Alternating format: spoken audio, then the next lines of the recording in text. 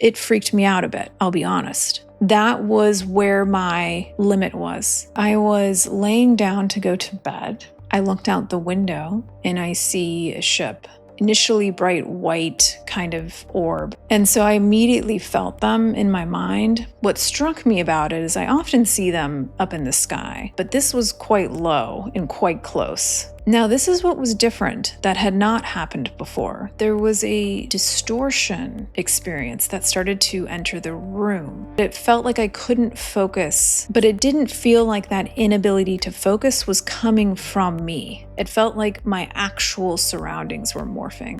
The real transformation, the actual contact, is personal. It's you starting to develop your relationship with these beings. Welcome to SoulPod, where science meets mysticism and your inner wisdom leads the way. Hi, light beings, Crystal here, and we are going to get into all things contact, extraterrestrial, interdimensional today. And so I've been hearing from some of you that you want more details about what this contact means from here. And I'm going to use the backdrop of Disclosure Day by Steven Spielberg that recently came out. I think there's some really interesting points. I don't know if you all picked up on those, and I want to talk about how they resonate or don't resonate in my personal experience so far. And remember that this contact, this budding, unfolding relationship is new. So none of us yet have the full picture. We're piecing it together as we go as a community. And so I'm going to give you a temperature check on where my personal experience is with contact. I had a really intense experience rather recently in Tahoe, and I'm going to share that with you. And you take what works and leave what doesn't. This is just my current experience and understanding. And the request that I've been hearing from you all out there is that you are on board with the idea that extraterrestrials exist, that there is other life out there, that it is varied in many forms. So, what I'm not going to do today is spend as much time on setting the foundations on why this is possible. And, I love talking about Fermi's paradox, but I'm not going to get into that today because this community mostly has already accepted that.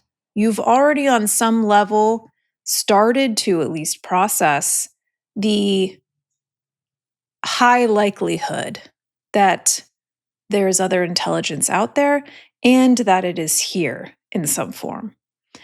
So, if you're looking to be convinced of that, there's other places that I'm sure you can go. I'm going to move forward from here with the assumption that this is real and try and answer to the best of my abilities.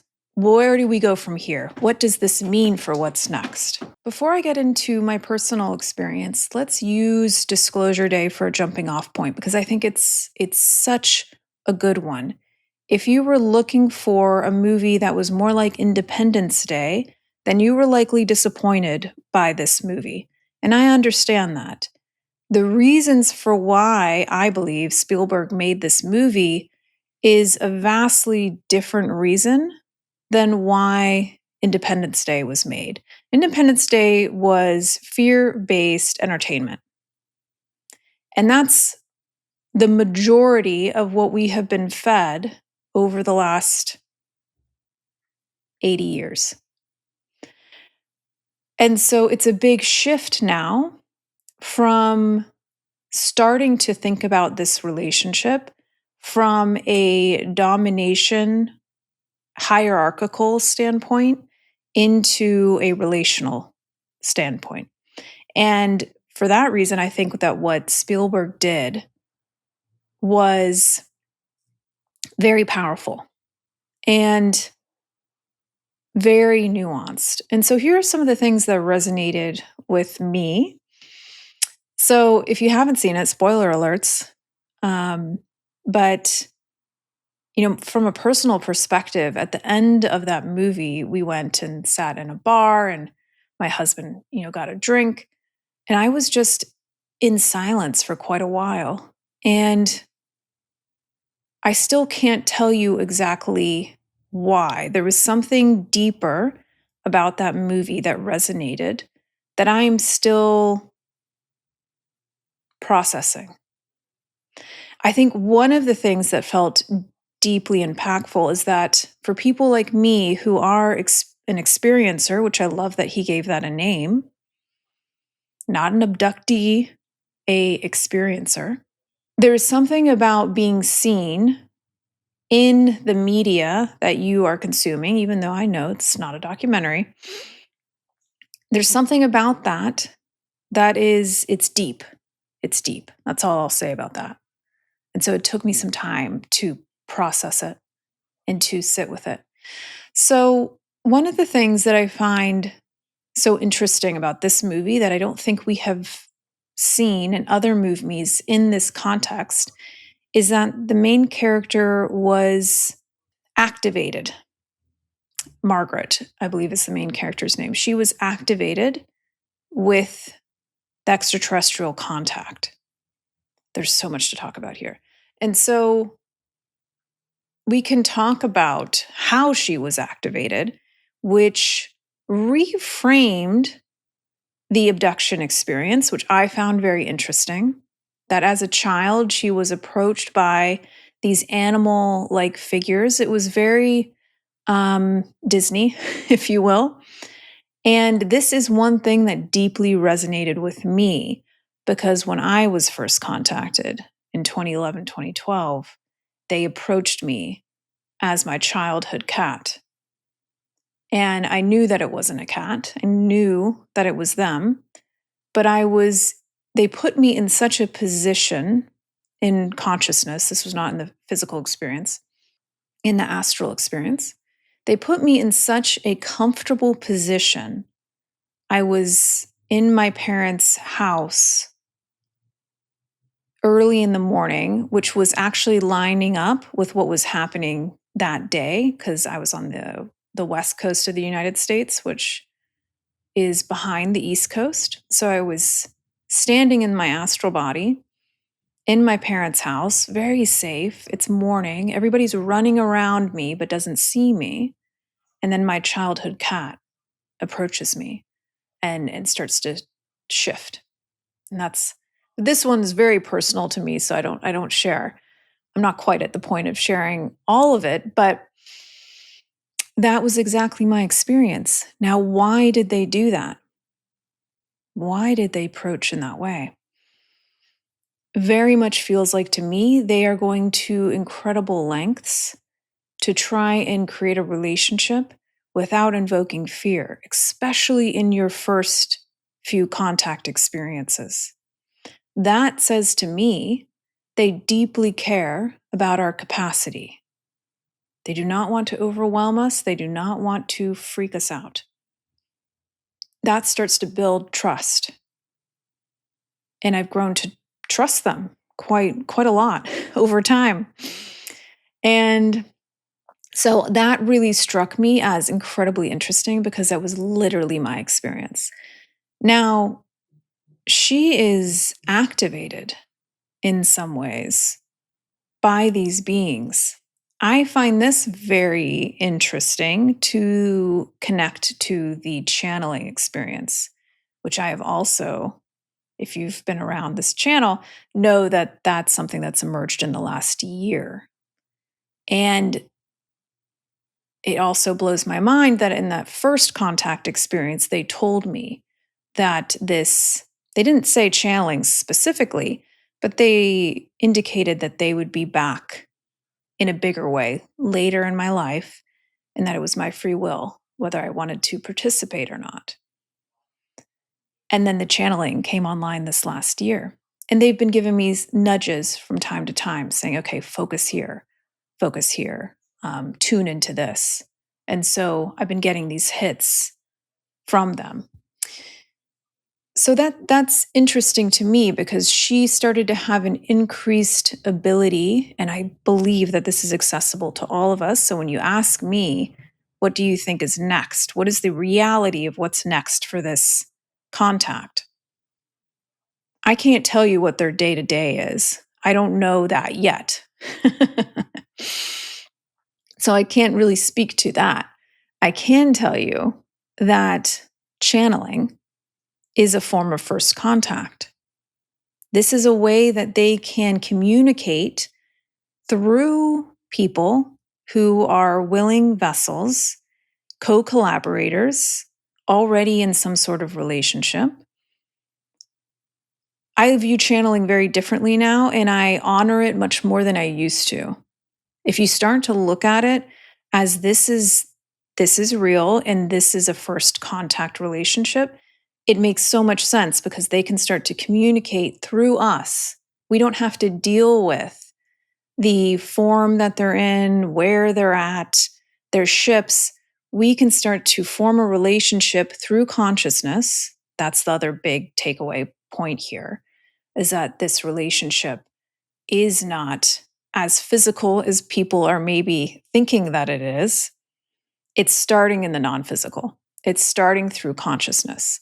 So if you're wondering what's next, I think in our reality, more and more people having contact through consciousness, dream state, meditation. Then we start to move into, once there's enough of us that have had that type of contact, then we start to move into physical, more classic types of contact. So, her abilities of perception, of intuition, and most notably empathy. I thought this was really quite genius of Spielberg to focus on because we're being told in certain pockets of society that empathy is a weakness, that vulnerability is a weakness, that love is a weakness, that the feminine is a weakness. That's been a story for a long time. And that story is being challenged because it's actually the access point into the next step of our evolution is through empathy. The ability to put yourself in another's shoes, not just mentally, but actually. There's another step there to empathy. Because the more that you can expand your consciousness, the more that you can interact with other levels of it, other field based experiences. And so empathy, I think, begins to shift into shared experience because you're actually in their shoes. You're actually hearing their thoughts. You're actually feeling their experience and they are feeling yours. That's a powerful experience to have. And that's something that Spielberg was showing through Margaret's character, that she was so powerful because of her capacity to empathize. She was unstoppable because of her ability to connect. That's a game changer. And he highlighted what a threat that could be to the already standing structures of power. What a powerful message to have conveyed. And I deeply appreciate that. The things holding us back then, currently in this reality, to that connection and contact accelerating, things we have to let go of is this disconnection, this distrust, this hierarchical thinking, these structures that pull us apart rather than bring us together, because that fuels violence, that fuels disconnection, the inability for us to become aware of our minds and that negative self talk, and then start to rewire it to connect to who it is that we actually are. Because that negative self talk is not who you are, it's an illusion. And then once that starts to be released, more of yourself, the truth with a big T, is realized. So he highlights that in the movie as well. And there's other things that don't resonate as much. The technology, I understand why they used it, and I do think there's amazing technology available, but I'm not personally as interested in that. The 0 point energy, I'm very interested. I think there's gravitational um, manipulation, space time manipulation, that is very interesting, right? That can change a lot of things. But the primary technology that all of that is based on, including moving into interdimensional existence, is consciousness. It is our own awareness, starting to understand the mechanics of that, and then using it for our highest good. That gets me excited. The other thing I'll mention at the very end of the movie, and I know a lot of people are talking about this, the very last thing that she says is listen. Now, my interpretation of that message is that only those who are open, willing, only those at this point will be able to hear from them. And so that brings me to something that I don't think is as accurate, which is this whole experience of Disclosure Day being media based. And all of a sudden, there being a trove of some sort of data or footage that is so powerful that nobody can refute it. I think that's what many of us are hoping for and looking for. And I think we'll get variations of it. But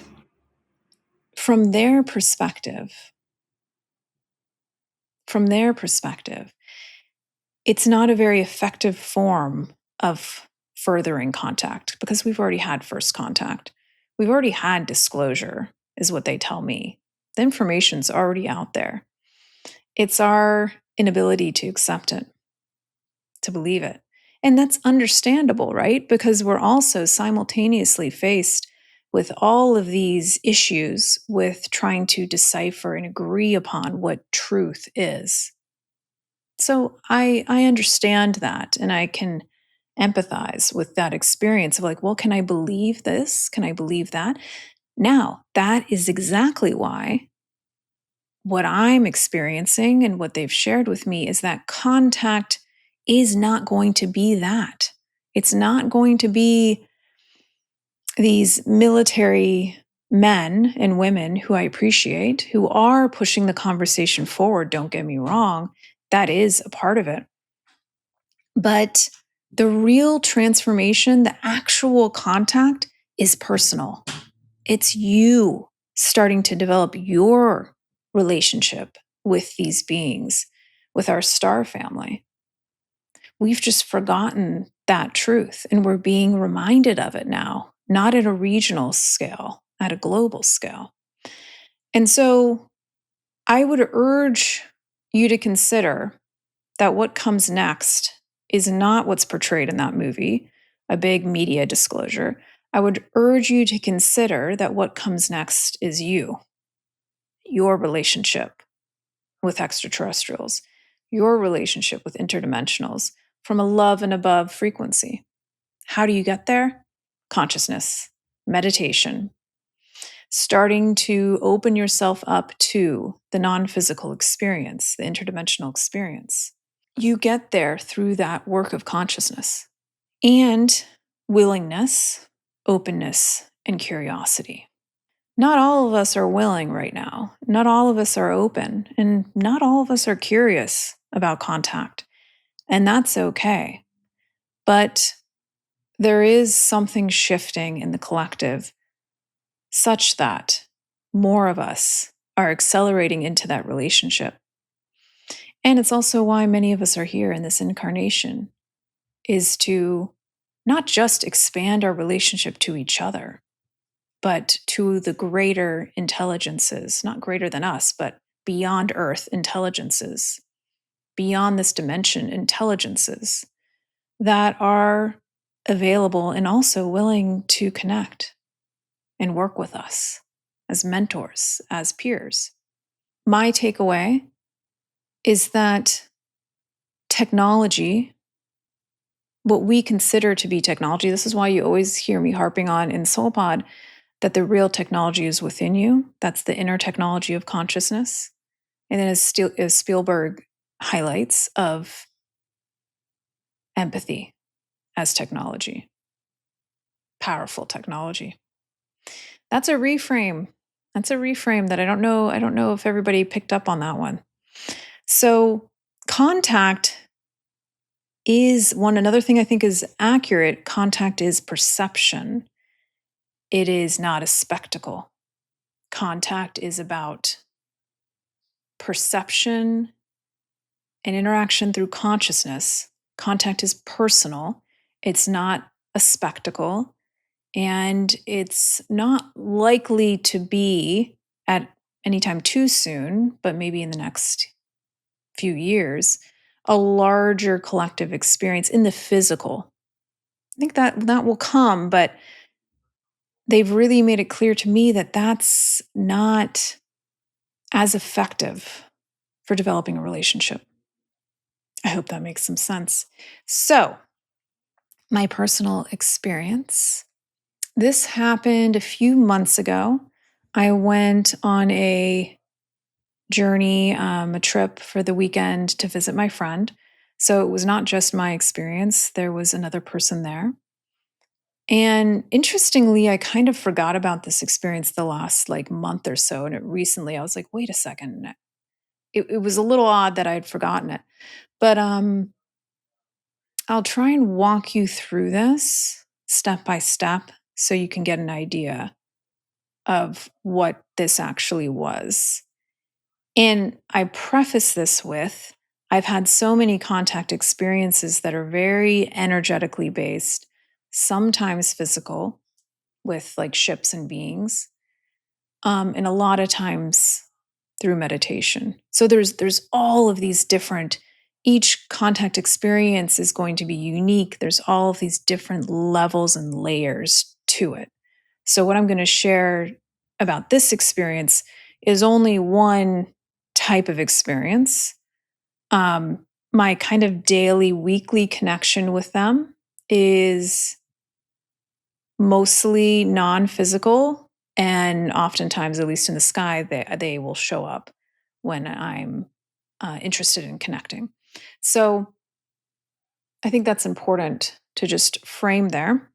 When we got to Tahoe, we were kind of in the middle of nowhere, as you can imagine. You're in the mountains. So I think it's just easier for them to connect more physically in those spaces that are obviously not like downtown in a city.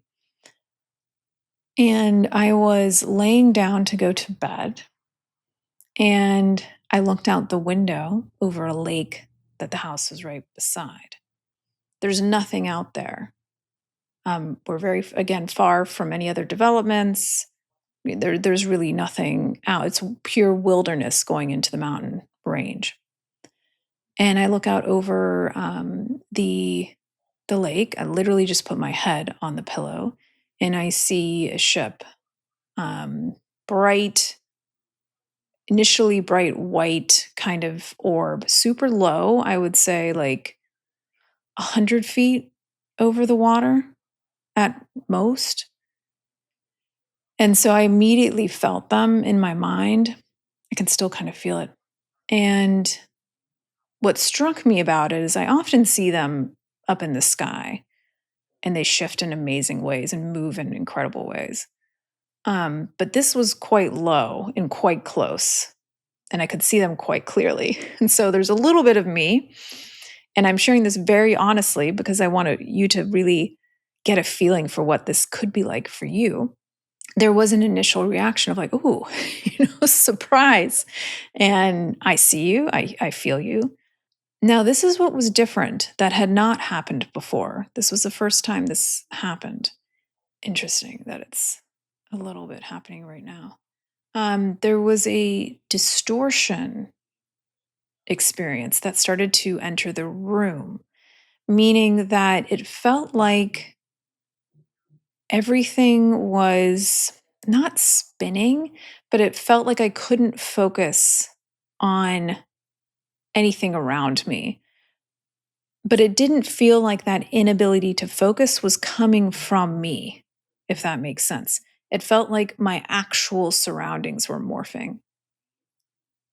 And so for somebody who'd never experienced that before in the bedroom, it freaked me out a bit, I'll be honest. So this is such a great example. Somebody like me who's had a lot of contact, is in relationship. That was where my limit was. And so I saw them and I said to them in my mind, that this is a bit much for me. I don't like this, right? And I specifically asked them to help me with my fear. How do they respond? Immediately after that thought, they shrunk down so that whenever they go from like there's a ship and then it goes like this and disappears, that's them moving dimensionally into another dimension. And so they disappeared. So that was their response to helping me with my fear. And they knew that they hit my limit that night. I haven't shared this on any other podcast, so you're getting firsthand account here. First time I've shared it. And so the next morning, I'll be honest, I was a little disappointed with myself. I thought that they were kind of moving towards this next phase of contact and that I had not met them there. So I was a little disappointed, and I made myself a promise that the next night I would try again with intention and see if I could connect in this further way. And so the next day, my dear friend, shout out, bless her for entertaining me. I said, we got back at about 10 p.m. We went out on her deck and I said, I just want to see if anybody's out and if we can do this. They can try again. And so immediately, there's maybe at least three, if not four ships in the sky, different areas, all responding to our consciousness. When you focus on one, it starts moving, and you focus on another. And she sees this too, so it's not just me. And then after a while of kind of watching them in the sky, moving around, this distortion starts up again.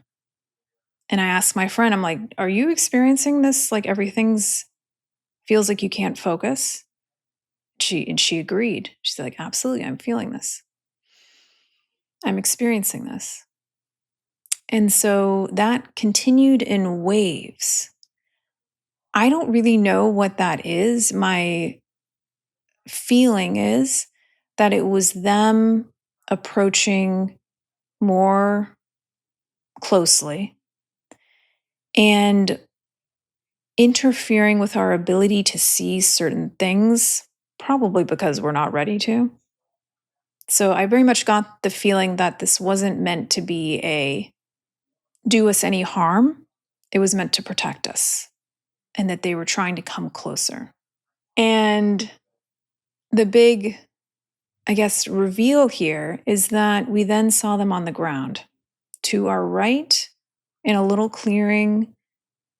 I'm so bad with distances, but maybe 200 feet away. I think that's why the distortion was coming through, because they were landing. Now, they're interdimensional beings, so when I say land, I mean materialize in that area. And we continued to have this distortion wave come through, very disorienting, and we could see them over to our right. Now, I did not, and I was not able to see their forms cleanly. I could see tall, wispy, light beings moving around, and they would kind of like respond in intensity based on what we were saying or thinking. So at some point, my friend and I were like, oh my gosh, do we go down there? Like, it's in the middle of the forest in this little grassy knoll clearing area. And they all everything went dark.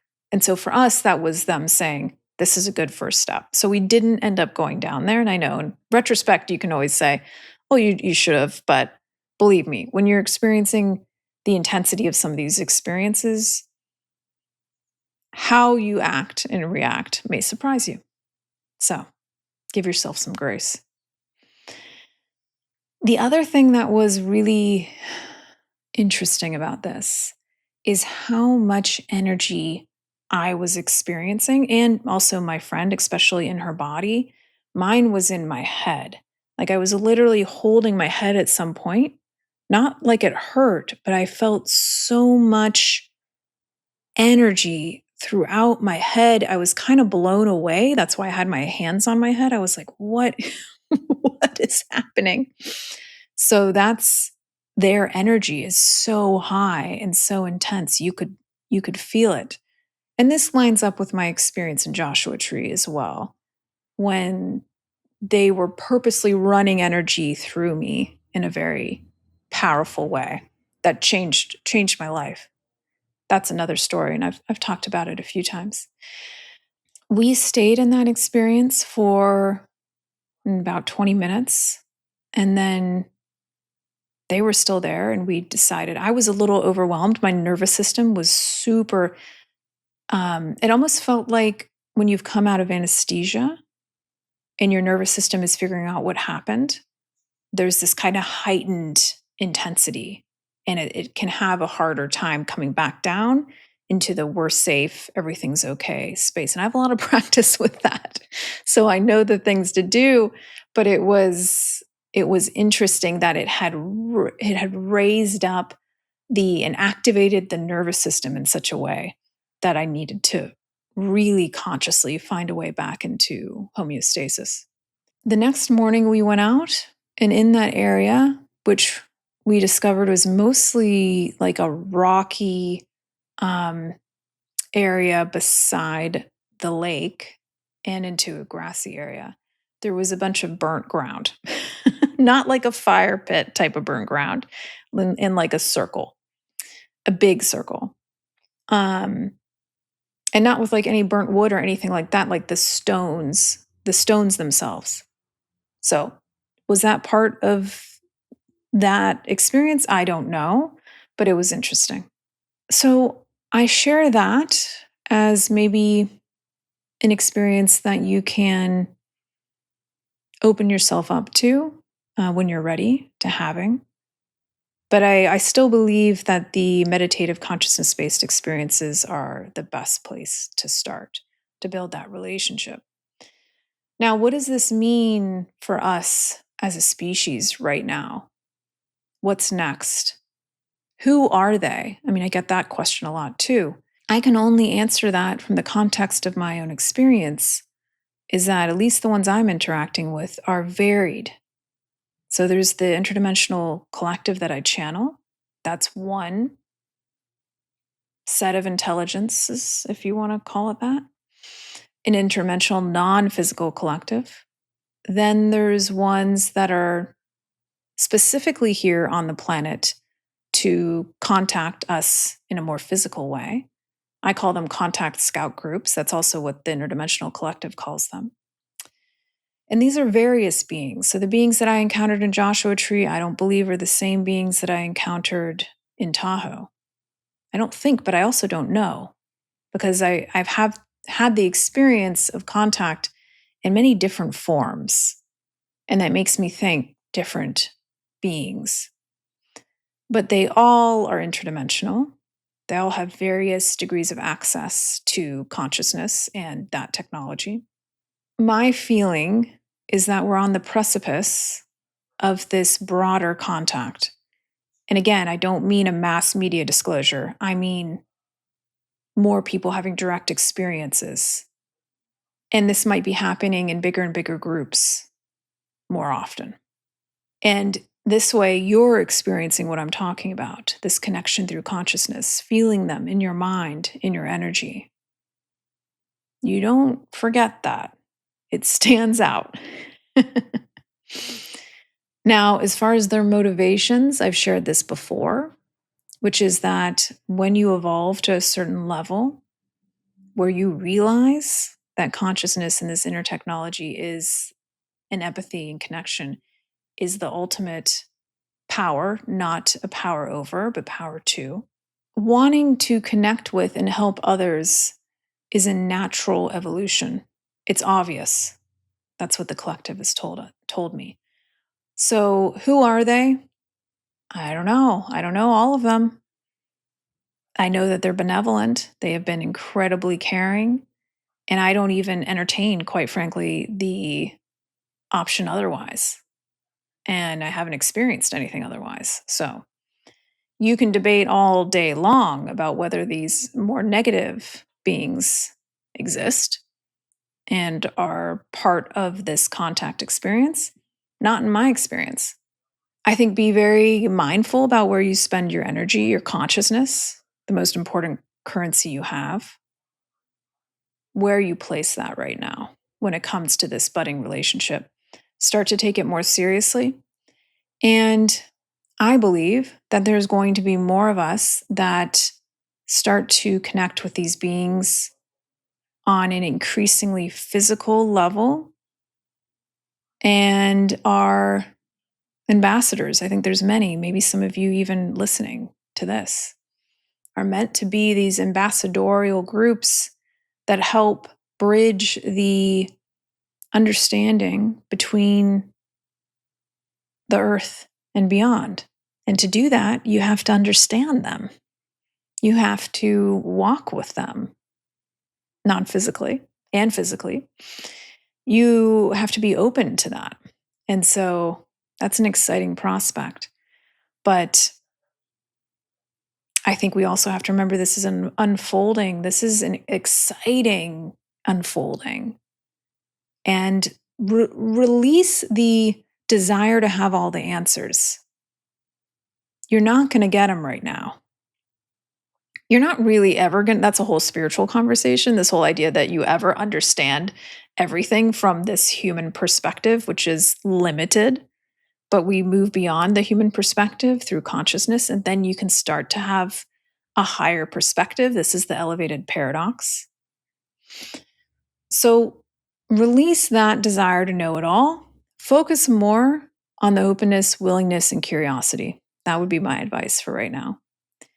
And let me know any questions that you have, anything else that you want me to answer or go into.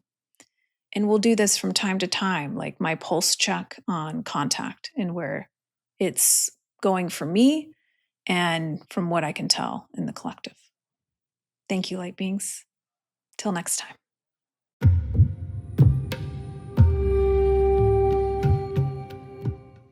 Thank you for journeying with us today, light being. We hope you enjoyed the episode.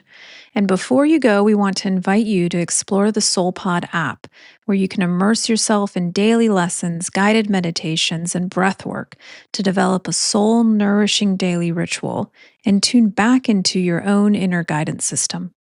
You can download SoulPod in the App Store or directly from the show notes to start your free trial today and awaken the ancient wisdom within you.